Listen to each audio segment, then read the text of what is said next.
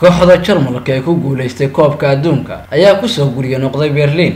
diyaaradan idii muuqata waa tii waday xulka qaranka Jarmalka ee ku soo guuleystay koobka adduunka 2014 ee lagu qabtay dalka Brazil. waxaad arkaysaa Kaftalaan oo kala soo degaya diyaaradda koobkii ay ku loolamayeen 32 dal ee ka qayb galay koobka adduunka 2014 ay ku guuleysteen xulka Jarmalka. in ka badan 400 oo kun oo qof ayaa maalinnimadii Talaadada magaalada Berlin ee dalka Jarmalka ugu dabaaldegay kadib markii kooxda kubadda cagta ee Jarmalku ay ka soo degeen Berlin iyagoo oo sida koobkii adduunka. diyaaradda waday kooxda kubadda cagta ee Jarmalka ayaa waxay ka soo degtay garoonka Tegel ee magaalada madaxda Berlin isagoo ahaa mid ka duwan kuwii hore isla markaana la circiraya dadkii ugu badnaa abid ee soo dhaweeyay kooxda kubadda cagta ee Jarmalka oo xaddii 13 Juulaay ku guuleystay in markii afraad ay dalkooda la aadaan koobka kubadda cagta ee adduunka kaasoo ay kama dambeyntii kaga adkaadeen xulka Argentina markay ku muuqooniyeen 1-0. ciyaartoydu ay farxadi ka muuqatay ayaa waxay saarnaayeen bas dheer oo kor ka furan kaas oo lagu xaray sanadihii Jarmalku koobka adduunka qaaday